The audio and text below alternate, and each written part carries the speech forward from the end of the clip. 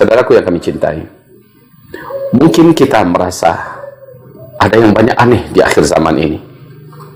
Banyak sekali serangan-serangan gaib dan hal-hal mistis yang terjadi di luar daripada nalar dan kendali kita. Maka bagaimana kita menyikapi ini semua? Apakah perkara ini ada solusi dan penyelesaiannya dalam Islam? Apalagi khususnya tentang kondisi-kondisi akhir zaman. Apa harus kita lakukan? Allah Subhanahu wa Ta'ala telah menjamin tidak ada satupun dari perkara-perkara kehidupan, baik yang zahir ataupun yang batin, melainkan telah dirinci oleh Allah Subhanahu wa Ta'ala seluruhnya di dalam Islam ini. Wabil khusus fil Qur'anil Azim, di dalam Al-Quran yang agung.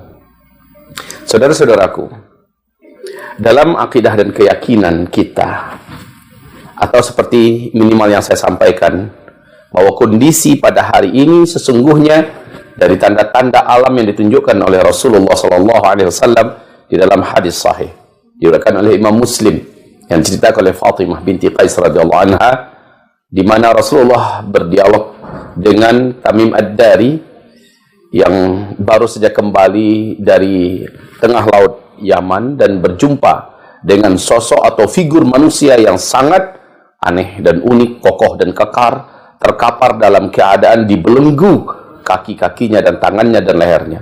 Dan pada akhirnya Rasul mengatakan bahwa itu adalah Dajjal. Sang Dajjal mengatakan bahwa bila telah terjadi 3 tanda alam di Palestina, maka itu pertanda saya telah lepas dan bebas. Saya telah lepas dan saya telah bebas. Maka saudaraku, 3 tanda alam ini benar-benar hak sungguh telah terjadi di Palestina, tentang mengeringnya atau menyusutnya air Danau Tiberias dan mengeringnya mata air Zuhar dan sudah tidak berbuahnya batang-batang pohon kurma di kebun kurma Baisan. Saudara-saudaraku, setelah lepasnya Dajjal laknatullah alaih, jarak antara Dajjal lepas dengan dia muncul ke tengah-tengah manusia dan memimpin kaum Yahudi menaklukkan negeri-negeri, ada rentang waktu, kata Rasulullah SAW.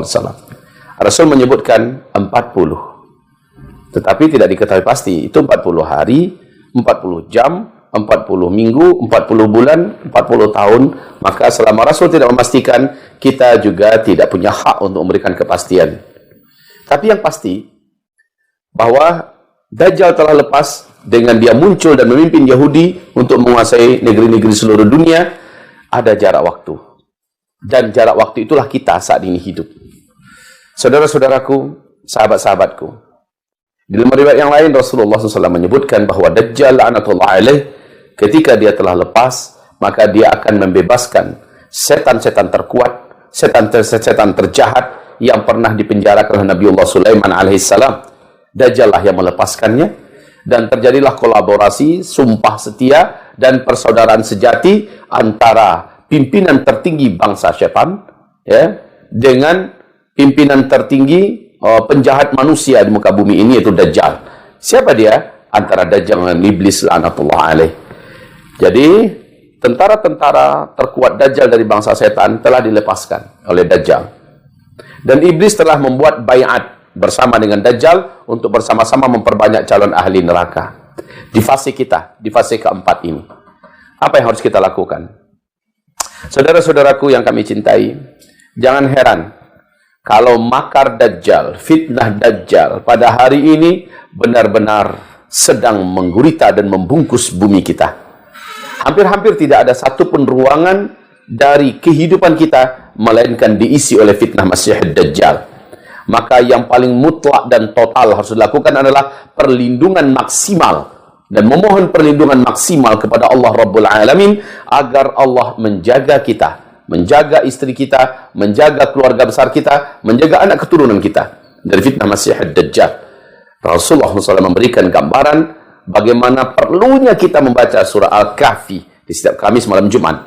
Ini malam contohnya. Ini hari Kamis, nanti malam Jumat. Mulai dari maghrib sudah diperintahkan kita untuk mengajak seluruh keluarga kita membaca surah Al-Kahfi. Dari ayat 1 sampai 110. Untuk apa? siapa yang membaca itu, kata Rasulullah SAW, sampai Kamis depan, maghribnya, Allah akan lindungi kita dari segala macam makar, dari segala macam fitnah, dari segala macam kejahatan Dajjal la'natullah alaih, dan bala tentaranya, serta antek-antek Dajjal. Apapun bentuk kejahatan yang mereka ciptakan. Apakah berupa konspirasi, apakah berupa penyakit, apakah berupa penyebaran kekuatan gaib, dan sebagainya. Hamba-hamba Allah, saudaraku yang kami cintai.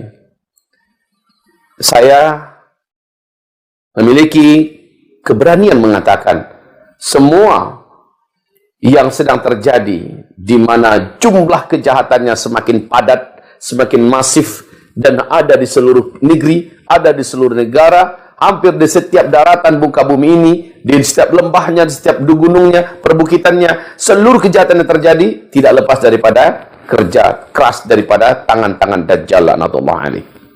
Maka apa yang harus kita lakukan? Kita harus memiliki ilmu yang cukup tentang Dajjal dan bala tentaranya.